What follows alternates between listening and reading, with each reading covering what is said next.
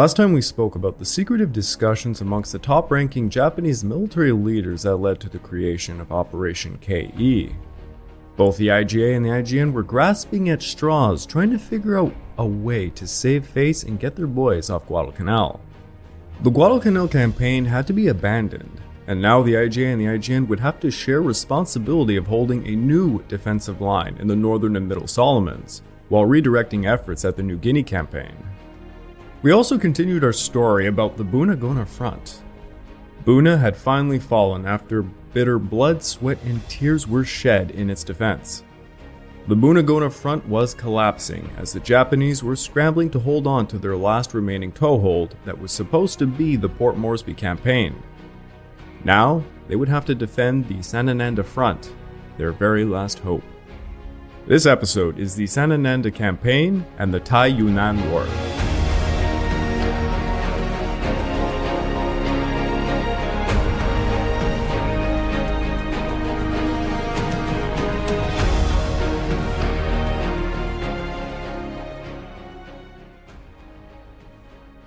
Welcome back to the Pacific War podcast week by week, and I'm your dutiful host, Craig Watson. But before we can begin, I just want to remind you all that this podcast is only made possible through the efforts of Kings and Generals over at YouTube. Perhaps you want to learn a bit more about World War II? Kings and Generals has an assortment of episodes on World War II and much, much more, so go give them a look over at YouTube. So please, subscribe to Kings and Generals over at YouTube and continue to help us produce this content by checking out www.patreon.com/kingsandgenerals. And hey, don't forget about our sister podcast over at The Age of Conquest, the Fall and Rise of China podcast, written and narrated by me. And if after all that you are still hungry for some more history, why don't you check out my personal channel, the Pacific War channel over at YouTube, where I am currently unrolling a 7-part series on China's warlord era and another series on many unknown aspects of the attack on Pearl Harbor. And a reminder, if there's any subjects that you specifically want me to tackle, but maybe it can't be done here, I am creating a Patreon account to tackle exclusive subjects for this podcast series, the Fall and Rise of China podcast series, and for my personal channel. And to be frank, I'll probably tackle just about any historic subject you want me to tackle. I will also be doing some live streams, some Q&A, some hangouts, maybe some watch parties. Maybe I'll even live stream some gaming on Twitch. It really is up to you, the audience. So if you're willing to pay a little bit extra, and it won't be much, to do some fun stuff, just let me know. You can find me at the Kings and Generals Discord, or you can just message a comment on any of my YouTube videos. I always see them. Now, to give you a bit of a refresher, I know I certainly need it. Let's just summarize where we are on the Sanananda front. Units of the backed force led by Captain John D. Shirley had managed to worm their way around the Japanese positions, and on November the 30th, they established a toehold on the Sanananda track, smack dab in the middle of the Japanese sectors. They had a very fragile supply line, and they were under constant counterattack efforts. Their toehold was in a fairly open space with some swampy jungles surrounding them. Those said jungles held trees, and where there were trees in New Guinea, there were also Japanese snipers. Major Berndt took up a position west of this toehold, keeping his men ready to mount a rear attack if the Japanese managed to take that said toehold. The issue he faced was if he committed all of his men to defend the toehold, which we will call a roadblock, well, he could risk losing any chance of a supply line. Captain Meredith Huggins managed to get supplies up the line to the roadblock, but the Japanese performed numerous counterattacks, reducing the roadblock's perimeter and killing its commander, Shirley. Thus Huggins took command of the roadblock, and it would bear his name. The Japanese never let up attacking the roadblock, but despite their best efforts, they could not dislodge it, while more and more American troops cut their way through to it. One Japanese private named Yokoyama was attached to a unit tasked with hunting and destroying enemy infiltrators, such as those at Huggins' roadblock. He went out on patrol with 9 other men from a light machine gun squad. They were making their way through some jungle when they heard a noise, and the machine gunner right in front of Yokoyama was shot dead, and 2 of his colleagues afterwards as they scrambled trying to grab his machine gun. Yokoyama wrote this in his diary about the scramble. What I remember next is the sergeant screaming, "I'm moving forward!" and running on to fight, but he got shot in the arm and ran back to where I was. I immediately gave him first aid. I told him not to move, but he didn't listen. I guess you will be afraid of bullets once you have been shot, no matter how brave or how strong you are. While trying to move back, he was shot dead. By then, all the front line had been killed, and a voice from behind me said, "Yokoyama, tell us what the heck is going on there." In shock, I screamed, "The squad leader got killed." His raised voice drew gunfire, so he stayed where he was in silence. Soon after, I heard someone behind say, "I think now Yokoyama is dead too. I can't hear his voice anymore. Let's get out of here. It's getting dark. We'll come back for the bodies tomorrow." After this point, Yokoyama lay still on the ground, trying not to make a sound, and a few moments later he saw several Australian soldiers begin digging foxholes just near him. He just laid there in some tall grass, watching them, waiting for an opportunity to escape. When darkness came, he grabbed a machine gun and a rifle and he ran for his life, managing to catch up with his squad, and he returned to their bunker. By December the 7th, the Australians formed a horseshoe formation around the front of the Japanese fortifications at the track junction. A fresh, albeit quite green Australian unit was brought up, since after the victory of Oivi-Gorari, this unit was no longer required for garrison duty. They were supposed to be sent to the wharves of Port Moresby for labor duty, but unfortunately for them, they were sent straight into battle, with little to no training. They were pretty much a militia force, and they were sent to attack the Japanese positions without detailed briefing nor preliminary reconnaissance, a recipe for failure. On top of all of that, their signal cable was too short to reach the Japanese front lines, thus they had to rely on runners to send messages back to HQ. The concealed Japanese defenders laid enfilading machine gun fire upon them as they approached. Within just a few hours, 229 of these brave militiamen were killed or wounded. It was a catastrophe. A second militia battalion had also been brought up, and likewise this led to another disaster costing 130 Australian casualties. The setbacks prompted the Australian commanders to keep their men back and just perform probing patrols for over 12 days. Now, after several failed attempts to get supplies up to the Huggins roadblock by December the 8th, a wounded Huggins was evacuated to the rear. Huggins gave a report to his superiors about the plight of his men. He told them they were living in foxholes full of mud in a 200-meter square area. They were suffering from high fever. Their feet were rotting off. Provisions and ammunition were low, and they could not dispose of waste nor bury the dead. The men were drinking chlorinated water from a hole dug just a meter deep.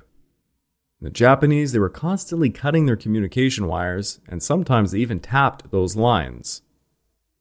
By the 13th, they had lost radio and telephone communication with the roadblock, and no runners were able to get through. The situation was bad for Huggins' men, but it was even worse for the Japanese they had cut off with the roadblock. Commander Tsukamoto's men had been stuck in their position since the 21st of November without resupply nor reinforcements. They were short on everything imaginable, dependent on just a small trickle of supplies that came down rarely from the Killerton track. Malaria was rampant. Diarrhea and starvation were taking a toll. Private Yokoyama recalled this. "We were all skin and bone, as if our stomachs were stuck to the inside wall of our backs. Our pelvic bones stuck out too. We all suffered non-stop diarrhea. We would dig holes to put our buttocks and pelvis over, and lay down on them when sleeping at night. Any overnight excretion would drip into the hole."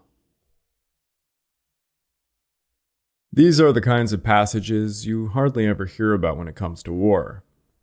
The very unromantic and very real and gruesome aspects of war.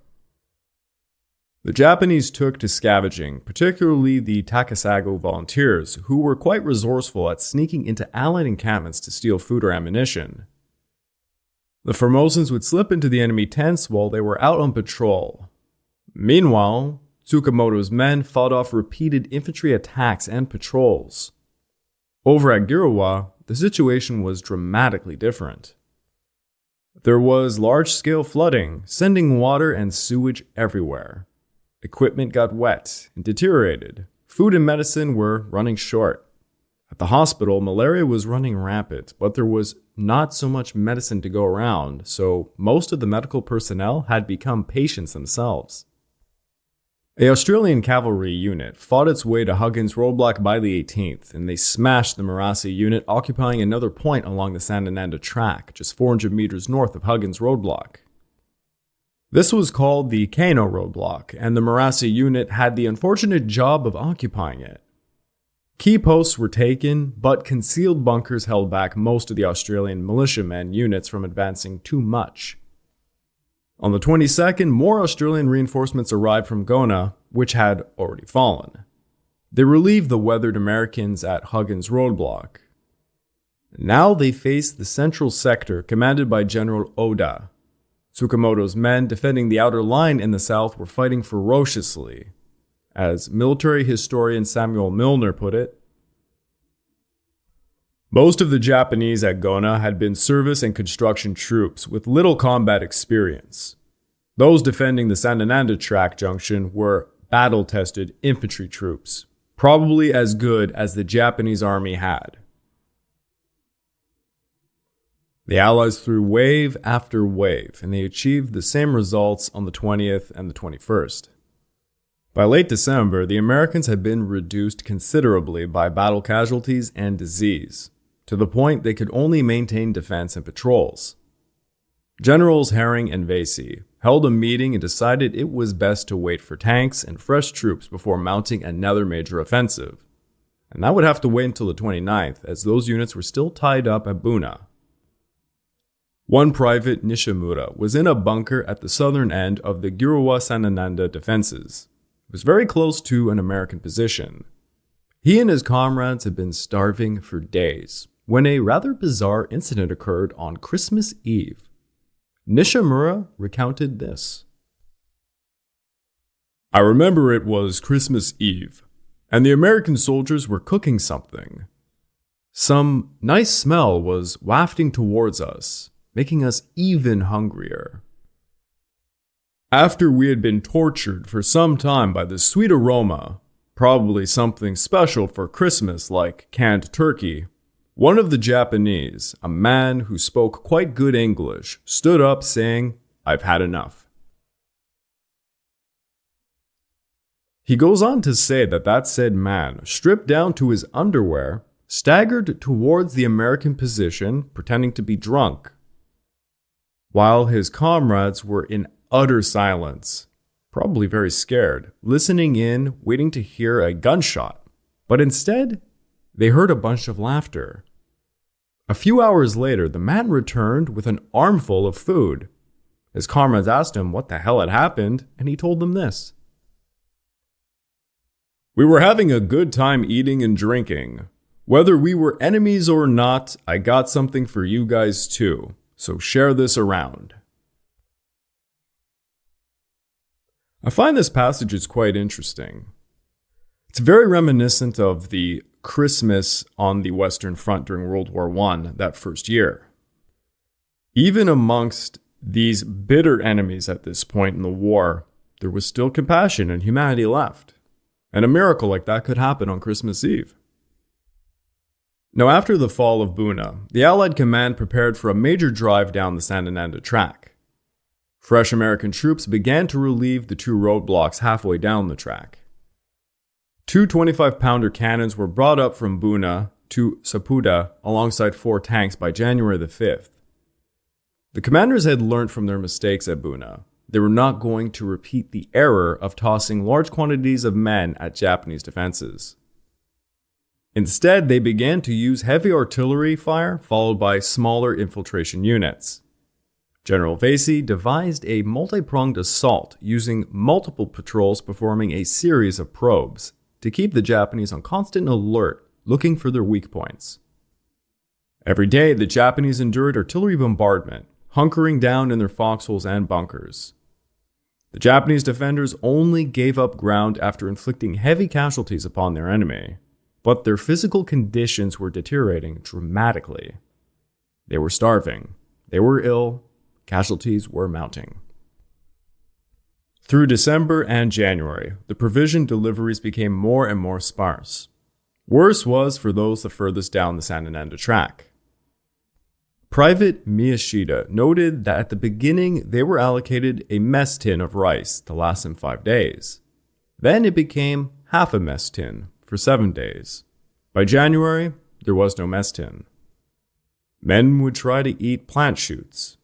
On New Year's Day, the men got a treat: a handful of rice, a sardine, and a small amount of powdered miso. 7 men would share a kinchi, that's a cigarette, and a can of sardines. Some men got lucky and they shot birds down to make soup, or they found wild bananas. Then, of course, there were the scavengers who stole from the Allies what they could, such as the Formosans. Miyashita wrote this in his last diary entry on January the 10th. "We ate some meat captured from the enemy. The enemy has penetrated our position." But the worst was saved for those furthest inland along the Sanananda track. At least those closer to the coast could scavenge crabs and other oceanic items, but those further inland, they did not have this as an option. As things became more and more dire, cannibalism wreaked its ugly head. The corpses of men killed near Japanese positions would sit out in the sweltering sun, causing a massive stench. Often the Japanese would crawl out of their foxholes, cut open the dead, taking out their innards before burying them. Within the desperation of hunger, one of my sources had this to say: "To someone on the edge of starvation, slicing off a piece of raw liver might be tempting. It could be surprisingly tasty, and the soft meat was easy to chew and swallow. Once the hump of a social taboo had been crossed, eating human flesh ceased to be morally problematic for those starving men. No one who was at Girawa could have survived that siege without eating human flesh," claimed Private Nishimura. And that was the truth of it. Nobody wanted to do it, but it was their last resort. It was eat or die. Cannibalism was much more prevalent with the men inland, where the lack of supplies was the most prevalent. And these happened to be the positions first overrun by the Allies, who came to find traces of said cannibalism. One Lieutenant Riichi Inagaki, a paymaster for the 15th Pioneers, which was a construction unit, was captured later at Girawa, and he was interrogated about the prevalence of cannibalism. He said to his captors that he had heard rumors of it occurring, but he had not witnessed it himself. He told them he only ever resorted to eating horse meat from the abandoned pack horses, which made sense since he was stationed near the coast where provisions were not as bad. But he defended the acts of cannibalism, stating the men were suffering from malaria, high fever, there was no food, they all had vitamin B deficiency. How could they not succumb to such a thing? On January the 8th, the Allies resumed their offensive. 2 defensive positions held by the Murase force were hit by 15 minutes of delayed fuse shelling, followed by infantry assaults from the east and the west. The results were not great, but 2 days later, American forces found a weak spot on the eastern part of the perimeter and they began to occupy it. They notably found evidence of cannibalism in the Girawa area. By January, many Japanese were criticizing and disobeying their superiors, though no full-on mutinies were manifested. No matter what, the men remained steadfast in their loyalty to the emperor, giving the Allies the appearance they were unflinching. Thus, the Allied command could not recognize the true state of their adversary. General Vasey ordered a 4-stage attack on the Sanananda-Girawa area defenses. On the 9th, American forces advanced across the Killerton Track to prevent any Japanese from escaping down the path as they launched a flanking attack on the Sanananda front from the west. On the 12th, the main thrust began. Tsukamoto's men were hit by 3 Stuart tanks, but Tsukamoto had mined the path and saved a few anti-tank shells for such an emergency. The Kawamoto Force, a regimental artillery company, was ready, and they hit the leading tank with a shell. The next tank was attacked by a suicide squad called the Niku Kohan, who jumped on the tanks, opening their turrets to drop grenades and Molotov cocktails within them. The Niku Kohan were killed by their own explosive work, and this inspired one Private Shimada to write a poem. These brave men, thoroughbreds all, soaked the ground with their blood and fell to earth like a cherry blossom. Even after losing their tanks, the Allies did not let up, and they began to surround the Japanese positions, making sure to cut off their supply lines completely. If they could not blast the Japanese out, they would starve them out. Yet unbeknownst to the Allied commanders, Colonel Tsukamoto had already ordered his men to evacuate the southwest sector. The southwest sector had lost communication with General Oda and the rest of the South Seas Force since the 9th. By this point, his force was reduced to 240 men, including the sick and wounded. They were starving. Hell, men were eating other men. They had to evacuate, and they did so at 8 p.m. They broke through 2 lines of Allied forces around the cover of darkness. For many who could not move nor be carried, they were silently given hand grenades or helped to commit suicide. Some of the non-movables were told lies, that forces were leaving to find food, and that they had to guard the area in the meantime. As Private Nishimura put it, they said, "Leave it to us. We will resist the enemy." As their comrades departed, there is no doubt in my mind they knew exactly what was happening, but no one was prepared to articulate it. Miraculously, 120 men reached an assembly area at Borumbari near the mouth of the Kamusi River. There, engineers of the 15th Independent Regiment provided small boats to get the men over to Leh. They did not know it then, but it would take them over 3 months to make that journey. Now we have to actually move over to the CBI Theater to talk a bit about the only nation that officially was allied to the Empire of Japan, the Kingdom of Thailand. Going all the way back to the start of the Pacific War, Thailand was in a pretty awkward situation. Thailand, prior to the outbreak of the war, was trying to get the best deal it could out of a foreseen cataclysm that was going to come. They pleaded with the West for security measures, but Britain did not have the military means to do anything in Southeast Asia, as they were literally fighting for their lives at home. The German surface raider Atlantis seized the British cargo steamer SS Automedon on November the 11th of 1940, and aboard they found documents. Those documents were intended to reach the British Far East Command, and they were given to Rear Admiral Paul Wenneker, the German naval attaché at the German embassy in Tokyo.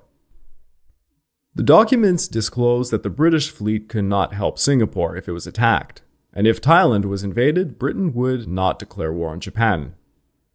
Basically, the documents showcased how helpless Britain's holdings in Asia truly were.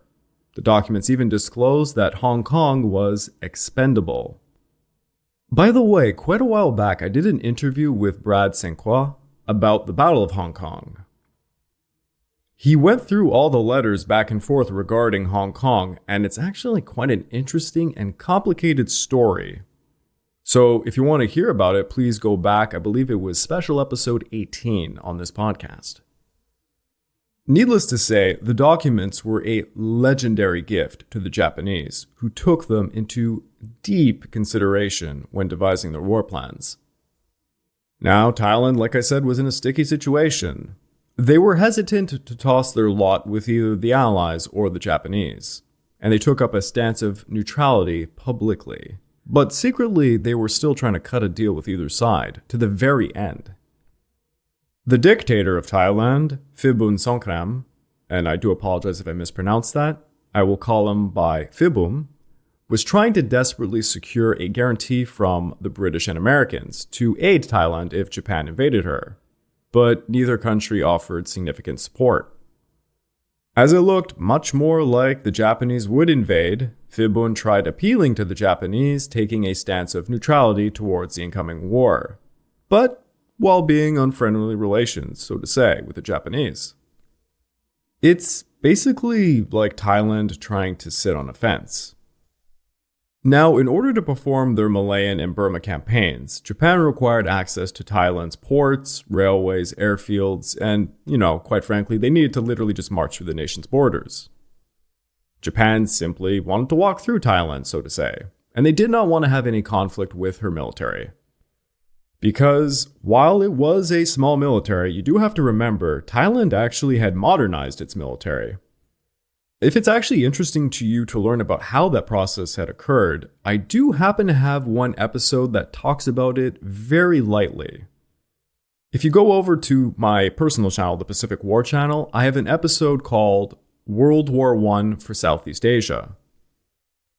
The episode is more or less basically on those in French Indochina and how they fought during World War I. It also includes what happened with Thailand, because they did send military forces.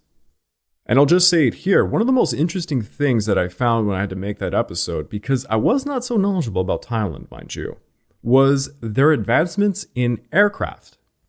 They were one of the first nations in Asia to create an air force, and it did perform in World War I. So anyways, if you're interested, you can go check that out. Japanese envoys had secretly talked to Phibun about free passage through Thailand, and he responded positively, but he never gave them a solid answer. On December the 1st, Prime Minister Hideki Tojo stated in a meeting he was uncertain where Thailand stood on the free passage issue, but he still hoped they could avoid hostilities with Thailand. Negotiations were made on December the 2nd, and Phibun was prepared to turn a blind eye if Thailand invaded the Kra Peninsula, but he wanted the Japanese to avoid going through the Bangkok Plain. By December the 3rd, Phibun agreed to allow Japanese passage through Thailand, provided the Japanese allowed Thailand to regain territories they were forced to cede to the British during the Anglo-Siamese Treaty of 1909, and some of the Shan states in Burma. On December the 7th at 11 p.m., the Japanese presented Thailand with an ultimatum to allow their military to enter Thai borders, and they were given 2 hours to respond to it. It's all a bit confusing, and to brutally summarize, the entire time leading to the invasion, Phibun was still talking to both the Allies and Japan, trying to secure the best deal, and both Japan and the Allies knew he was doing this. Thus, Thailand failed to respond in time to the ultimatum. Personally, in my belief, Phibun wanted to save face by putting up a mock fight to give the Allies the impression he had wanted to join them, while simultaneously he sought to win territory by allying himself with Japan. I mean, I don't blame the guy. From Thailand's perspective, and remember the time period this is going down in, it looked like Germany was steamrolling the USSR, and Japan was most definitely going to have a free hand in Asia for a while. When Pearl Harbor occurred, Phibun held a cabinet meeting and they came up with 4 options. Number 1, Japan and Thailand would sign an offensive-defensive alliance. Number 2, Thailand would join the Pact of Steel alongside Germany, Italy, and Japan. Number 3, Thailand would cooperate with the Japanese military campaigns. Or number 4, Thailand and Japan would sign a mutual defense treaty. Phibun signed an agreement with Japan on December the 21st, which was an official alliance treaty. Then, on January the 25th of 1942, Thailand officially declared war on Britain and the United States. The Thai Payap army aided Japan by invading parts of the Shan states and the Karenni states of Burma, annexing them as Sahat Thai Dam. The Thais in Phibun were intoxicated with the Japanese victories of early 1942. And this led the Thai government to become more and more pro-Japanese. And a major result of this was dramatic anti-Chinese policies. Phibun's government began prohibiting Chinese from certain fields of work, such as artistry, driving, and barbershops. Chinese businesses, schools, and newspapers were closed. Then special taxes were placed on those Chinese businesses, still open. The local Chinese community were subjected to raids and assaults by nationalist groups, and gradually the Chinese were segregated to ghettos. Some of these ghettos were found in Chiang Mai, Lamphun, Lampang, Chiang Rai, Phrae, and Uttaradit. Now, the anti-Chinese stuff was not at all new to Thailand. Actually, before the war, on June the 23rd of 1939, Phibun had changed the country's name from Siam to Thailand, meaning land of the free. This was largely directed against ethnic diversity within Thailand, which held Malay, Lay, Shan, and Chinese. It was Phibun's attempt at a pan-Thai nationalism movement. Before the Pacific War hit off in Southeast Asia, Thailand did have a lot of anti-Chinese policies going on, and there was a lot of racism. But once they allied themselves to Japan, things certainly got much worse on that front. During the Burma campaign, the Thai Payap army engaged the retreating Chinese forces, and by the end of 1942, Phibun was preparing for an invasion of Yunnan province. His rationale for such a venture was because a small Thai minority populated its southwestern border. Man, do we hear that excuse a lot. You know, it's the old Sudetenlands. Or Luhansk and Donetsk, if you want to go further in time. Anyways, the Thai Payap army was 30,000 strong and it concentrated in the Shan states by the end of December of 1942. Their commander, Lieutenant General Chaurun Ratanankun Sirirongrit, devised plans to cross the Nam Loi River to attack two Chinese garrisons at Mong Hai and Mong Yang. By January the 7th of 1943, the Thai Payap army began their offensive, smashing the two garrisons with heavy artillery and aerial bombing. The Chinese defenders fought them bitterly for 3 days before being forced to pull out by January the 11th. The Thai Air Force particularly devastated the Chinese, and they were bolstered by some Japanese Ki-27s and Ki-30s that had been purchased recently. On January the 12th, the Thai Air Force hit Changbing Base, killing many, and thus the Thais enjoyed air supremacy over the area. The Thai Payap army overran numerous garrisons at Mongpan, Mongma, Monglai, Chengkang, and Luang before crossing the Nanlan River on January the 13th to assault Qianlong. They would be finally halted at Qianlong after running rampant for 10 days. The Thai threw wave after wave at the Chinese fortified positions, losing countless lives. But they could not overcome the Chinese machine gun nests set up over the adjacent hills. The Thai Air Force were brought in to bear down upon them, devastating the fortifications and allowing the Thai Payap army to storm Qianlong, taking its fort by January the 28th. Facing no real opposition, the Thai Payap army consolidated its control over the small southwestern pocket of Yunnan province that held the Thai minority population and began to build up defenses. Phibun then declared a Great Thai Kingdom policy, and by taking so much territory, this certainly bolstered the policy, though in the end it would be a paper tiger. In truth, Thailand would suffer terrible natural disasters such as the Bangkok floods of 1942, and its economy was in shambles, unable to cope with the conditions of a world war. The excursion into Yunnan province was to be the last real offensive taken by Thailand for the rest of the war. She would defend her new territories by building up fortifications. What is interesting, though, in January of 1943, after performing such a large-scale military expedition, two of Thailand's Payap Army's divisional commanders began to secretly arrange a returning of Chinese POWs process. It was a gesture of friendship and an opening of secret negotiations with Chiang Kai-shek's government in Chongqing. Phibun and the Thai military leadership were no idiots. They saw by late 1942 the Japanese had lost the initiative in the war.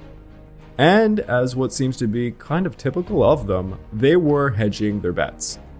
Phibun gradually distanced himself from the government of Japan. Sometimes sitting on the fence works out. I would like to take this time to remind all of you that this podcast is only made possible through the efforts of Kings and Generals over at YouTube. Please go subscribe to Kings and Generals over at YouTube and continue to help us produce this content by checking out www.patreon.com/kingsandgenerals. And hey, don't forget our sister podcast over at The Age of Conquest, the Fall and Rise of China podcast, written and narrated by me.